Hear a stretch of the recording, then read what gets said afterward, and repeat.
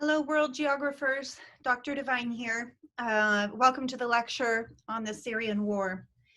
Originally in the syllabus, you'll see that this lecture was titled The Syrian Civil War, with civil entre comillas, between quotes. Oftentimes when I write and other people write, we use quotes not to directly attribute a sentence to someone, a statement to someone, but to say that we're problematizing so-called civil war. And that's definitely the meaning of the quotes in this case. And I've actually retitled the lecture, The Syrian Proxy War, instead of the Civil War. So my question for you is, what is the difference between a civil war and a proxy war, right?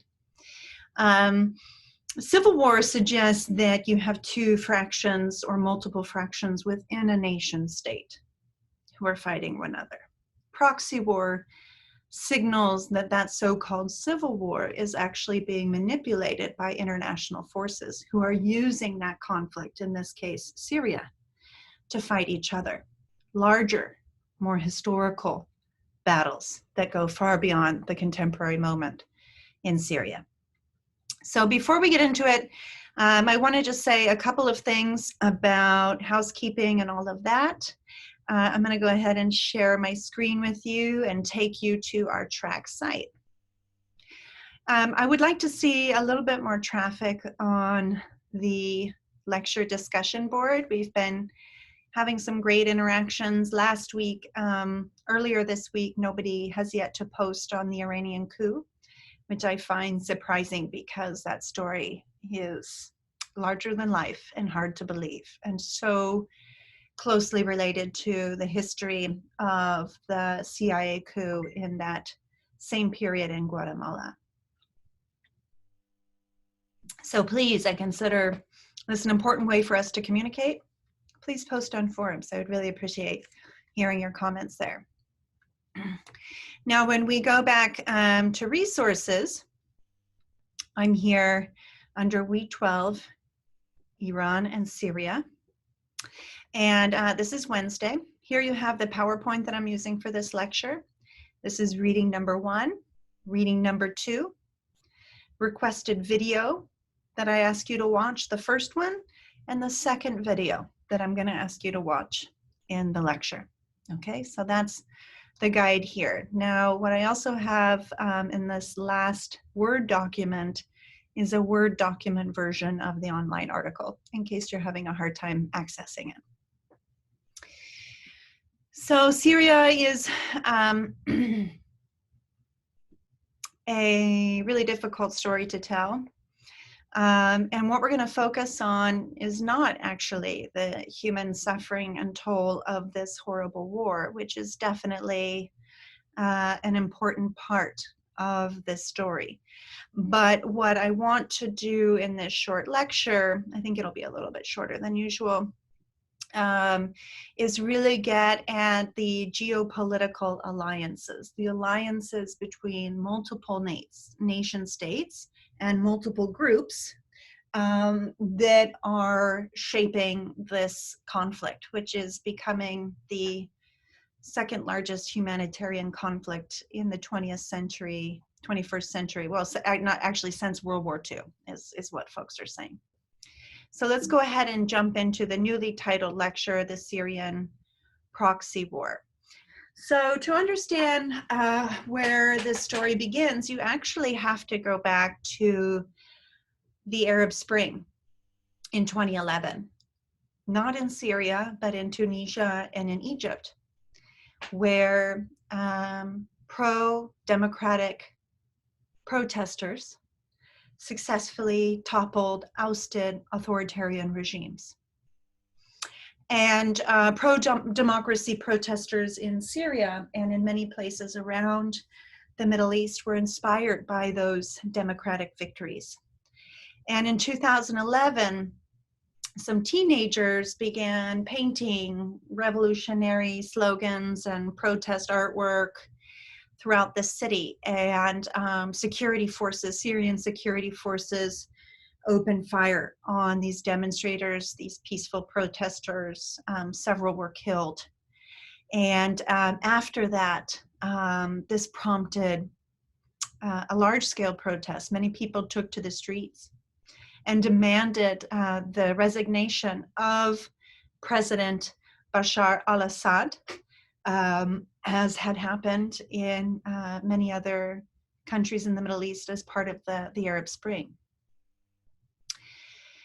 The government unfortunately used force to quell those protests, crushing those protests, using violence to instill fear and terror in protesters. But that didn't stop the protesters. Thousands, hundreds of thousands of people took to the streets in July 2011 to protest al-Assad's dictatorship. And opposition supporters, people who opposed al-Assad. I'm looking for my notes here that I lost. They began to take up arms and to engage in military confrontation with al-Assad's security forces. So first, this sort of arming of civilians was in self-defense, but later those groups actually began to form security forces and engage in guerrilla tactics of warfare against the Syrian security forces. Violence escalates in the country, and basically we have a descent into the civil war as these rebel brigades, these various groups of forces opposing Assad's dictatorship, were formed. And they began to battle amongst themselves for control of territory, cities, towns, and countryside. The fighting infamously reached the Syrian capital of Damascus and the second largest city of Aleppo in 2012. Aleppo is ultimately one of the places in which Assad wages chemical warfare against civilians. And there was a lot of international press about that you might have seen. By June of 2013, the United Nations had estimated, this is what I'm looking for. The United Nations had estimated by 2013 alone that 90,000 people had been killed.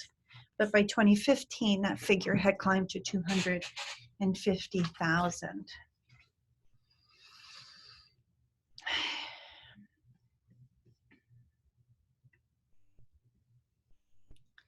I'm going to put this over here. Okay.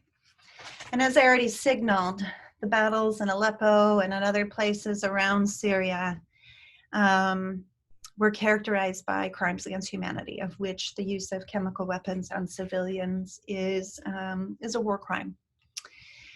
So UN Commission of Inquiry has evidence that all parties in the conflict have committed war crimes, including the murder, torture, rape, and disappearances of civilians. These have been used as tactics to implement civilian suffering in attempts to quell support for the opposition. This includes blocking food, water, health services, basically sieging, putting communities like Aleppo under siege. The UN Security Council demanded that all parties end the use of indiscriminate weapons, but civilians continued to die. And these are considered massacres by the United Nations. The Syrian war has prompted a large humanitarian crisis. Sorry for the out of sync numbering of the slides. If you did your reading, you are recognizing that I'm pulling this from the BBC timeline overview of the conflict, but I'm not having every single component on the reading here in the lecture, so sometimes you'll see me jump ahead in the numbers. But anyway, back to this idea of the humanitarian crisis. As I mentioned, this is perhaps the largest humanitarian crisis since World War II. More than 4.5 million people have fled Syria. I actually think that number is higher today. This is a 2016 number. So there have been 4.5 million people who have left Syria, who have fled Syria as refugees since the start of the conflict, most of them women and children. And in addition to those 5 million people, another 7 million or so are internally displaced within Syria. So those individuals are not considered refugees. They're considered IDPs, internally displaced peoples. They are not refugees according to the UN definition of a refugee that requires that one crosses international boundaries into a foreign state. So here we have countries that are taking in these flows. You can see that here's Syria, here's Iraq, here's Jordan, here's Lebanon, Turkey to the north. Turkey and Lebanon are housing over half of the refugee population. But yet you might be more familiar with the negative reaction to Syrian refugees in Europe, which are housing much smaller numbers by comparison. Serbia has a large population of Syrian immigrants, but Germany only 150,000 in 2016 compared to the nearly 3 million being housed by Turkey. So sometimes what we see in the media here in the United States is not a great portrayal of which countries are actually carrying the burden for caring for these refugees.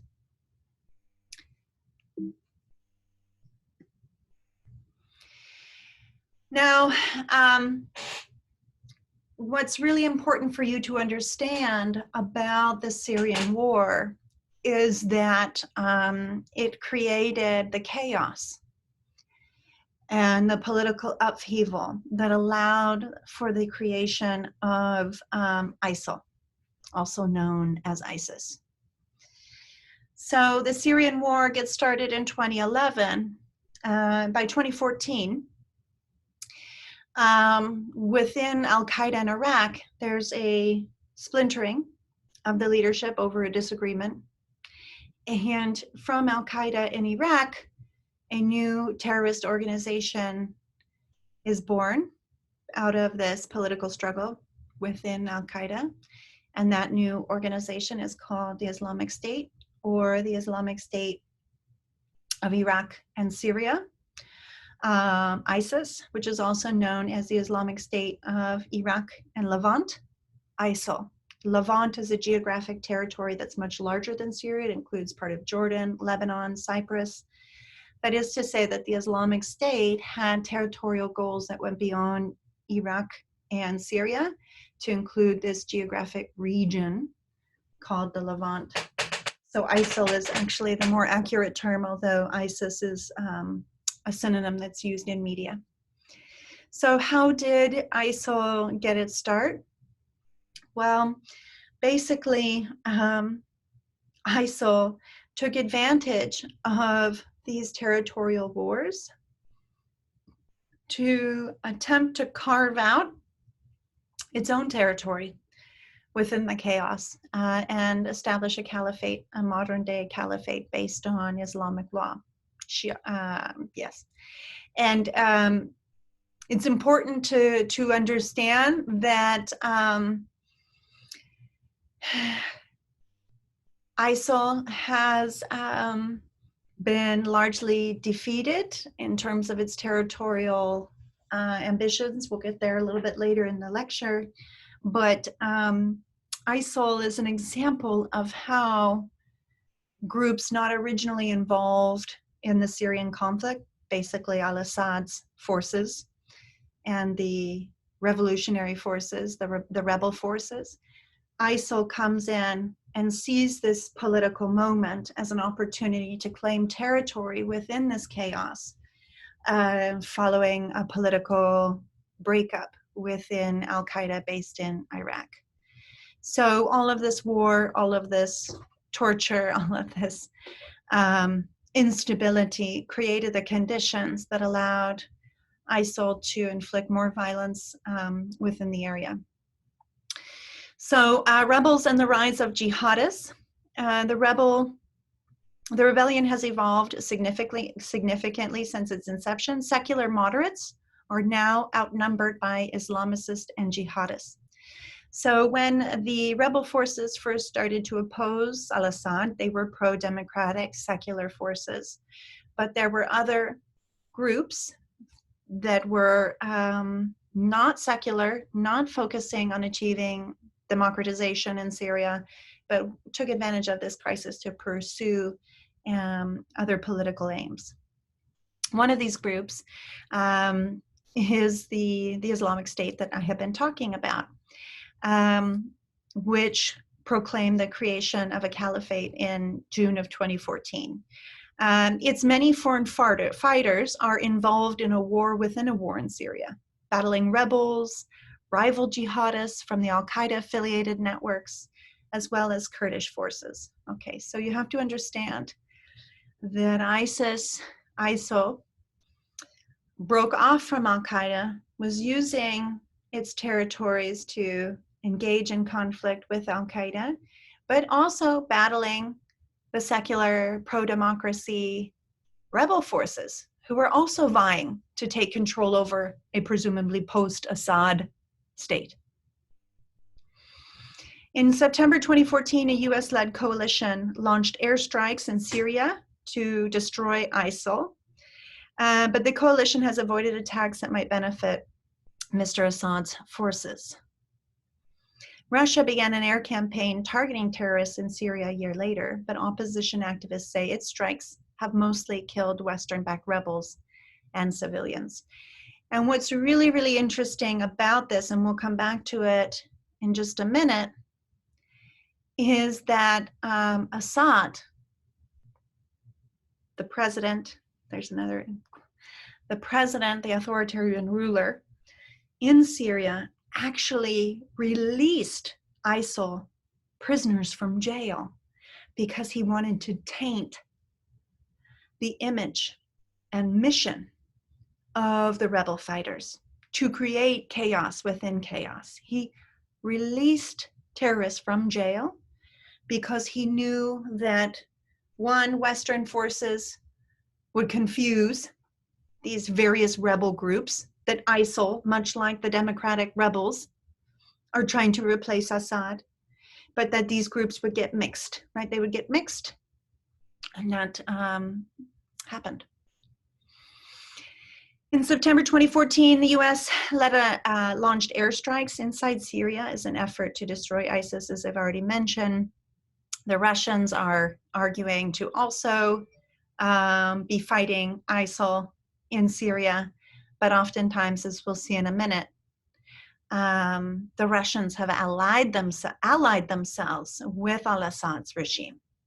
And so oftentimes when the Russians have been arguing that they're fighting ISIL, they have really been fighting the pro-democracy, secular rebel forces that include the Syrian Free Army.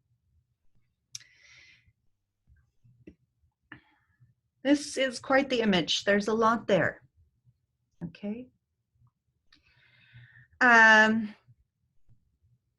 So going back to this idea between the opposition groups, right? Al-Assad, people try to take him down, inspired by the Arab Spring, want a democracy.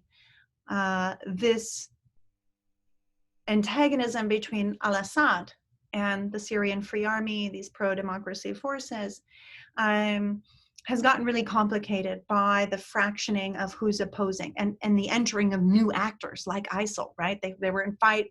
ISIL broke off from Al-Qaeda, left Iraq, and took advantage of this chaos and said, hey, when al-Assad goes down, it's not going to be the Syrian Free Army that takes over. It's going to be ISIL, and we're going to establish the caliphate, right? So these opposition groups, if you want to put, I think it's disingenuous to put the Syrian Free Army on the same category as ISIL, but yes, they're both opposing Assad. So yes, there's a lot of divisions and differences and diversity not in a good way, diversity in the oppositional forces, which are making things really, really difficult. Okay. And what we have here in the map are airstrikes in Iraq and Syria. This is from the Institute for the Study of War, the U.S. Central Command. And what we see here are Russian airstrikes in black. Yeah. We see US-led coalition strikes, and it's important to understand that after 2014, the United States gets involved not to defeat Assad, but to battle ISIL. And after the horrific terrorist acts in Europe, if you remember this, including in France, the bombing of a political satirist magazine, that's when a coalition of largely Western governments are formed to defeat ISIL in Syria.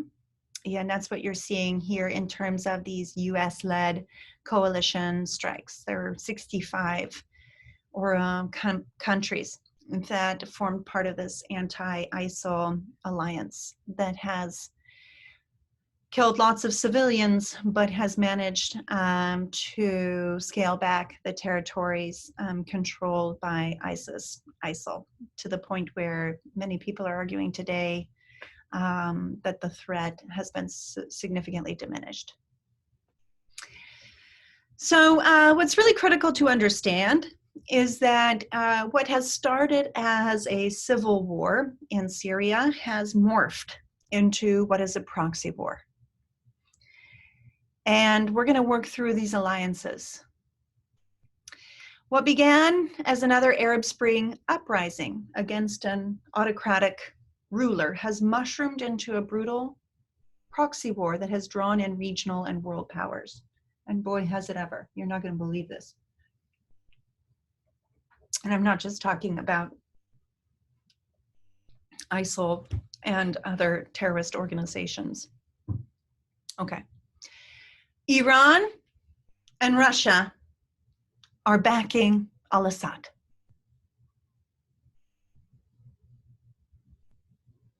Okay, Iran and Russia are propping up the Alawite-led government of Assad. Assad is a religious minority. He's a member of a religious minority group in Syria called the Alawites, who are elites. And through the al-Assad administration and before, they've been in power for some time, right? And so you have an alliance on the one hand between Bashar al-Assad, Iran, and Russia on the one hand. And on the other hand, you have the Free Syrian Army and the rebels, which is a diversity of groups, who are backed by the United States, oftentimes, because the US does not support al-Assad, but al-Assad is not the US's main concern. The main concern of the US is ISIL, when ISIL came into the picture. And so the United States started backing the Syrian Free Army and vetted rebel groups to arm them and train them to participate in the ground efforts and airstrikes against ISIL in Syria. Supporting the United States has been Saudi Arabia. And it's really interesting because we'll get it here in just a minute. But if you think back to one of the key moments in the creation of a Saudi Arabia-US alliance, it was during the debt crisis, the oil recessions, and that 1973 moment where Saudi Arabia and other countries that are part of OPEC, the Organization of Petrol Exporting Countries, in 73, they got together. This was like a cartel. They stopped the supply to fix the price, right? You mess with supply, price changes. And the United States was threatening to military intervene into Saudi Arabia in 1973 to restore the flow of oil following the OPEC embargo. But Saudi Arabia was able to avoid military intervention into their country by the US by agreeing to deposit all of the wealth they made from controlling the supply, driving up the price, into US investment banks. So the economic ties between Saudi Arabia and the United States go far back, but certainly, crucially for our course, we have thought about 1973 as a key moment. And what's also interesting is that Saudi Arabia is Sunni Muslim, right? Whereby Iran is predominantly Shia. And we're going to be thinking about how this conflict is portrayed as a religious conflict, but as the Rick Steves video eloquently described, many Iranians understand, and many Americans do too, that oftentimes religion is used as a guise for politics. And that what we have going on here is not a religious war, it is a political war for power and for control over resources in the Middle East. And let's continue on thinking about these alliances. Okay, so this is a little graph that I drew up that helps me understand this proxy war. So as we've discussed, al-Assad and the Syrian rebels, led by the Syrian Free Army, were the first red means fighting, right? Were the first group of civil war antagonistic fighting took place between these parties. ISIL enters a couple years later, following a breakoff from Al-Qaeda in Iraq, to step into the fray and position itself to claim territory when the dust settles, presumably when al-Assad will be removed.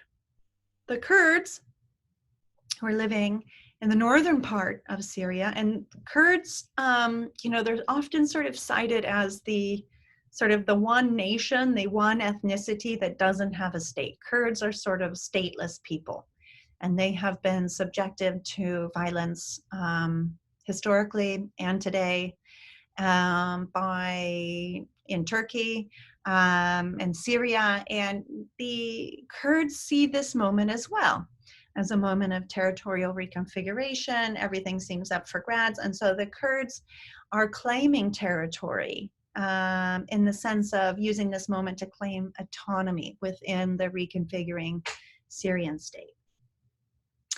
So the Kurds are fighting ISIL in the northern part of the country at the same time that the Kurds are fighting al-Assad. Okay.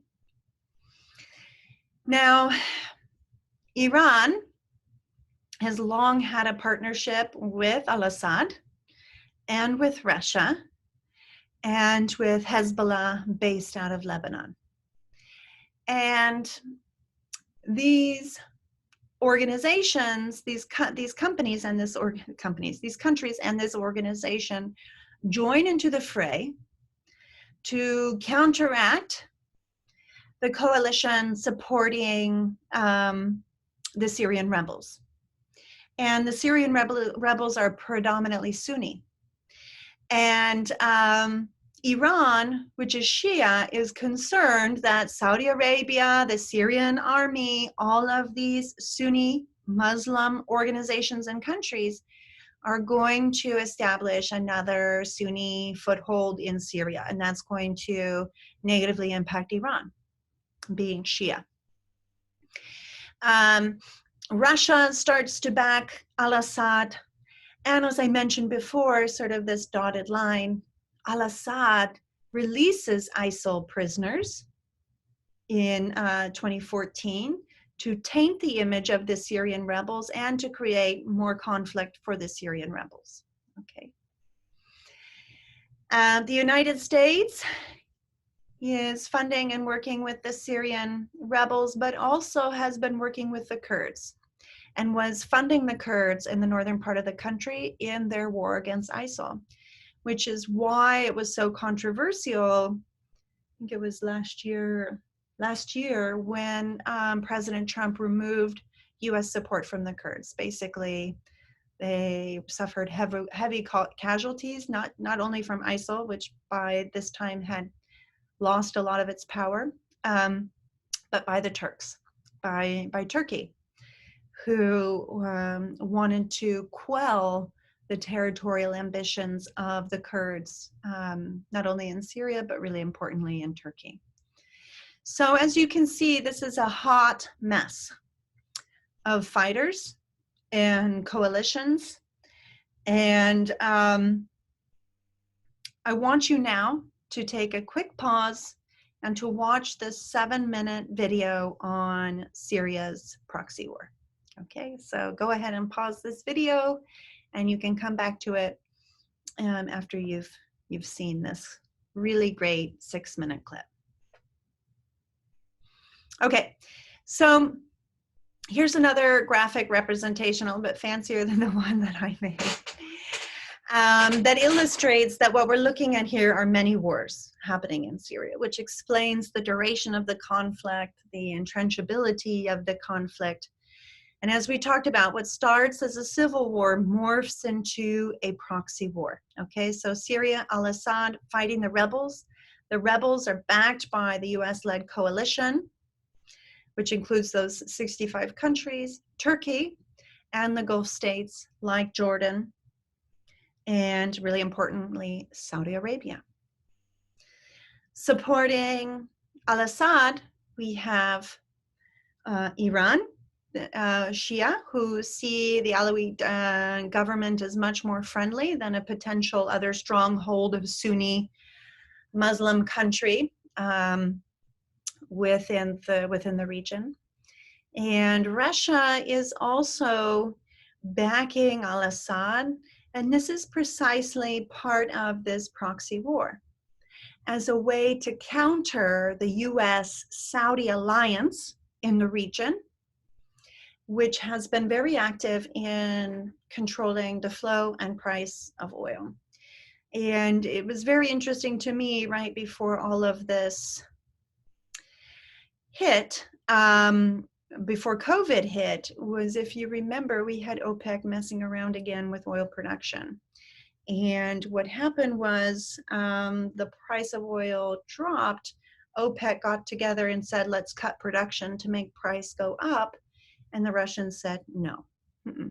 So we had already entered into a bit of an economic recession based on OPEC and their activities. But then, of course, COVID just kind of is taking us now into probably what's going to be one of the biggest economic recessions since the Great Depression of almost 100 years ago.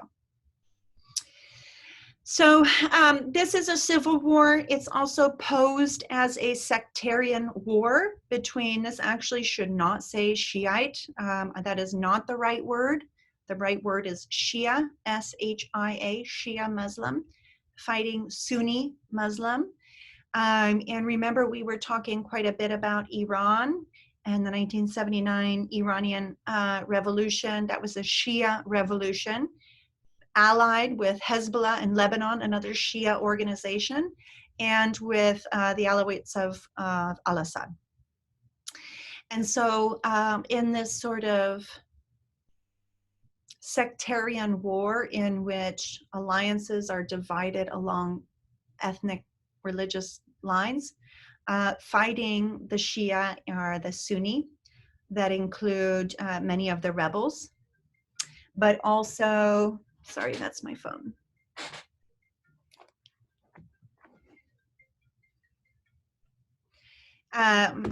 Fighting, so these rebels who are Sunni are backed by the Sunni in Saudi Arabia, who are opposed to Iran, and also Sunni include ISIS and ISIL.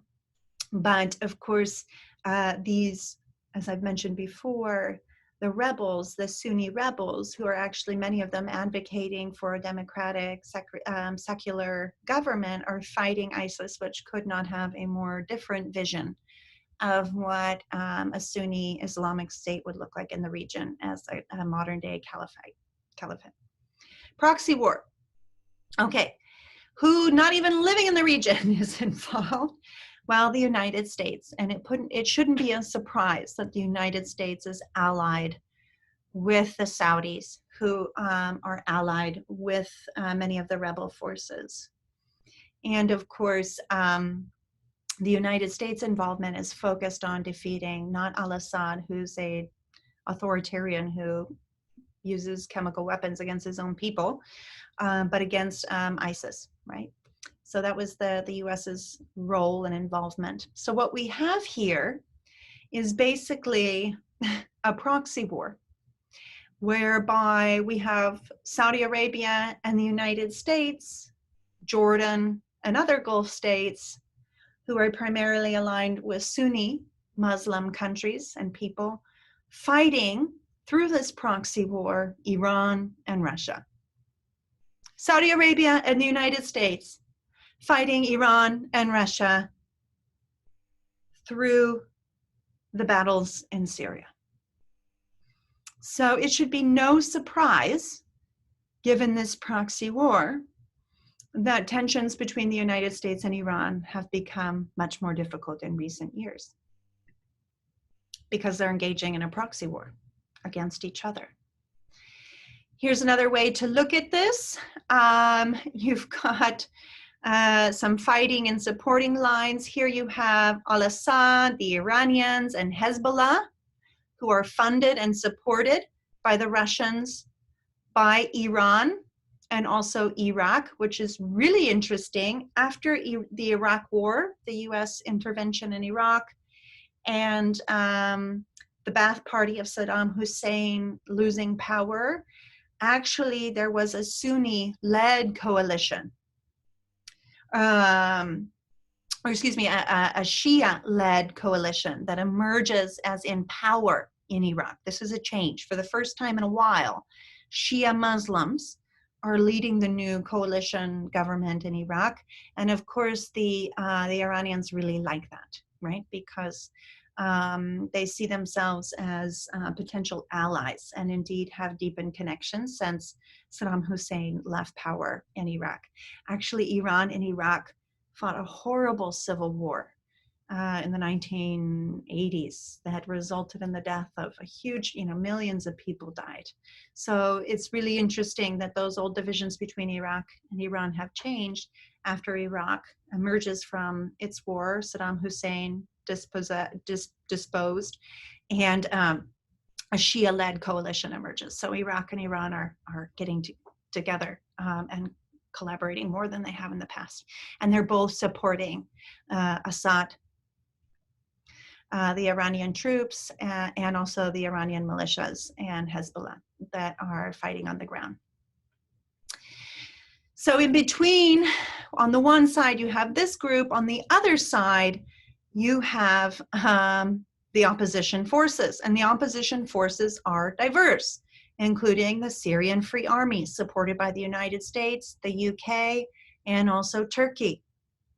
There's the Army of Islam, another oppositional group, most certainly Sunni, supported by Saudi Arabia, Qatar, and Kuwait. These groups are supporting one another and fighting al-Qaeda. This is a misrepresentation. This should actually say ISIL, because ISIL, remember, broke off from al-Qaeda in Syria. Okay. So this is a hot mess. The Kurds are stuck in the middle, fighting and supporting at various times. And Israel is sort of seen as in the middle of all of this. So again, if you haven't watched the clip that illustrates the proxy war, please do so. It's going to bring to life all of these alliances in ways that are much more sophisticated than my lecture PowerPoint slides and even my crudely drawn alliances map. So let's talk just a little bit about the Syrian war refugees. As of February of 2016, so this is a bit old, the United Nations has identified 13.5 million Syrians requiring humanitarian assistance. of which 6.6 million are IDPs, internally displaced within Syria. There are over 5 million refugees outside of Syria. Turkey is the largest hosting country, followed by Lebanon. So who is a refugee? This is really important because in my upper division political geography class, we spent a whole bunch of time thinking about the rules and regulations governing rights of refugees. But refugee is like a really narrow defined term. It's a person who has been forced to flee his or her country because of persecution, war, or violence implemented by that nation state. A refugee has a well-founded fear of persecution for reasons of race, religion, nationality, political opinion, or membership of a particular social group. So certainly we have a huge refugee flow from Syria. And what's interesting is that in addition to Syria, the other largest flows of refugees at this time are coming out of Afghanistan, where the US has been involved in one of its longest foreign wars, and Somalia. So over half of the world's refugees are from those three countries alone. And you can see that these refugees are being housed largely in Africa and the Middle East. Only 6% of the world's refugee population is housed in Europe, and 12% of the world's refugees are being housed in America. And you know through watching the news that Syrian refugees have not received a fair shake here in the United States, and our refugee program has been closing and getting more reduced. And the United States, just by and large, folks, they're not doing their job in sharing the burden of this refugee flow. And here's a really interesting statistic for you. I'm gonna see if I can write it down. 86% of the world's refugees are housed in developing countries. The countries that are the poorest, the countries that are the least able to care for these refugees, they are the ones who are doing the work. So for all of this press that we get about refugees, and I have to figure out now how to close this. Where's my clicker? That's what you get.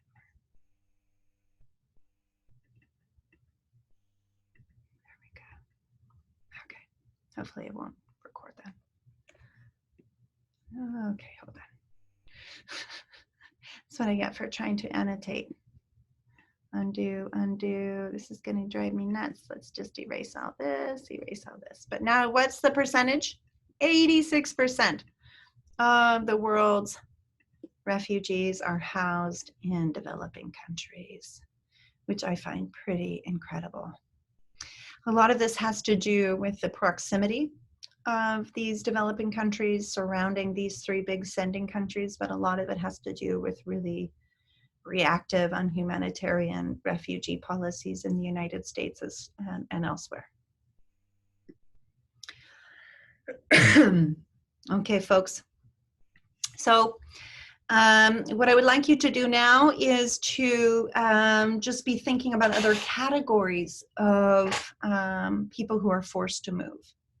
As I was saying, in political geography, we spend a lot of time thinking about these different categories. I'm just giving you one other category here, which is internally displaced people. And folks, the statistics that I know from other lectures and other work I've done is that there are some estimated 22 million refugees worldwide, but 60,000 people are forcibly displaced. So what does that mean? It means that 40 out of the 60 million people who are forced to leave their home, not by choice, but because they have to for survival, they do not meet the narrow definition of a refugee. And this also includes internally displaced people.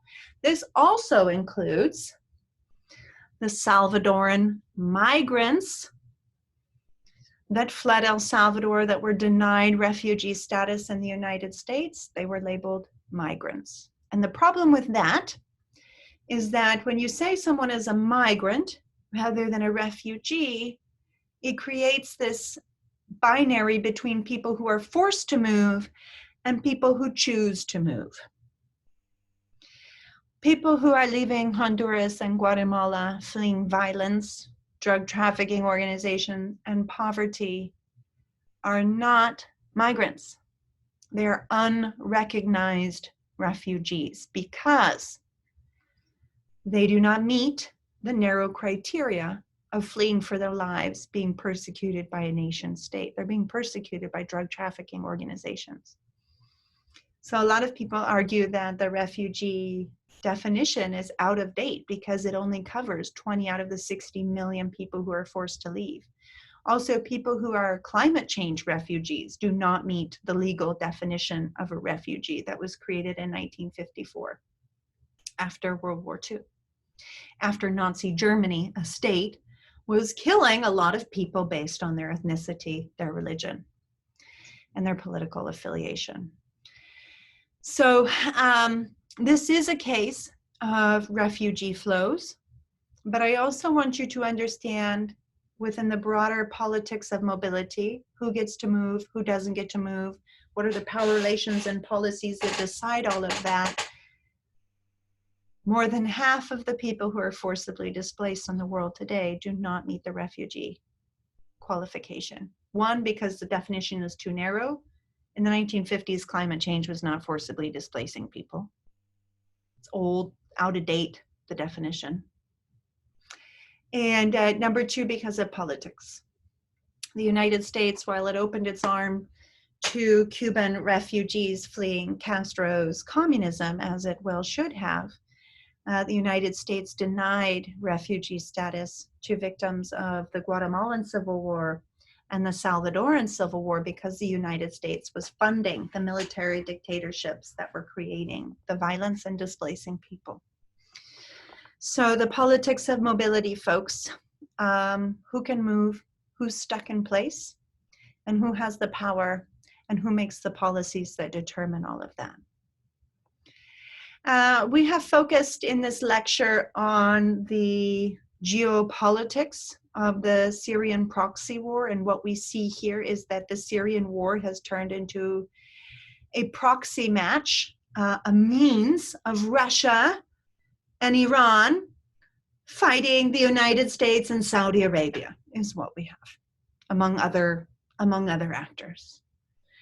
And this violence has produced millions of displaced people, hundreds of thousands of deaths, and refugee flows numbering in the millions. And I want to end this lecture by asking you to watch this video here of the journey that young people, Syrian migrants, refugees, not migrants, Syrian refugees, the path that they took to get out of Syria to get to safety in Europe. And what you see, which is so interesting, this has everything to do with the power of the passport. Remember, we've talked about how different passports have different levels of power. US passport, you can go to 150 some countries without needing a visa, but if you're from a third world country or a Middle Eastern country, you have to get a visa, go through a lengthy screening process, pay a lot of money just to have permission to visit many developed countries. And so what you're going to see here is how these young people basically paid a smuggler to get them to Libya, where then they would take a boat to Italy, arrive on Italian soil, and declare asylum and seek asylum. But because the Syrians couldn't fly directly to Europe because they didn't have visas, they had to fly to one of the few countries that they could go to without a visa, which is in North Africa, and then be translated, moved to Libya, then where they will go on boat to Italy. And they pay all of the money that their family has to get on these boats to smugglers. They're being smuggled. And then what happens along the way while they're paying these smugglers to get them into Italian soil without legal permission in the form of a visa or a flight that can get them there, they become trafficked. The smugglers basically say, hey, if you want to get to where we told you we were taking you, Italy, you've got to pay us thousands and thousands more dollars. And at that point, these Syrian refugees are not being smuggled, they're being trafficked, they're being held for money.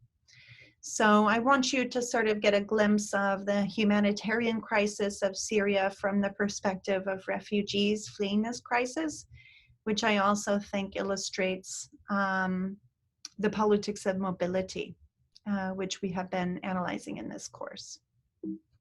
Okay. So go ahead and follow this link here. It's just an 8-minute long video. It will really bring to life what it's like to be a Syrian refugee, the lucky ones who managed to leave the country and aren't stuck there.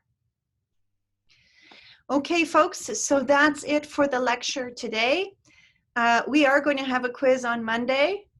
I'll be sending you an email about that later this week, if not at the latest on Monday morning, but just a heads up that's coming. I also made a couple of changes to the syllabus just to make things a little bit easier for us wrapping up the course. I originally was going to add a lecture on COVID, but I'm actually very concerned that many of you are suffering immensely from COVID, emotionally, physically, and maybe even your health or the health of your family. So I don't want to subject you to any more trauma, making you study this moment as you're living through it. And so we're just going to build in a little bit more review time and catch up time. So I've made those changes to the syllabus. So think about that quiz coming up on Monday, plan accordingly in terms of your time. And we will see you soon. I hope that you're all well, and I hope to see some of you in Office Hours Live Zoom 1 to 2 p.m. tomorrow. All right, take care, everyone.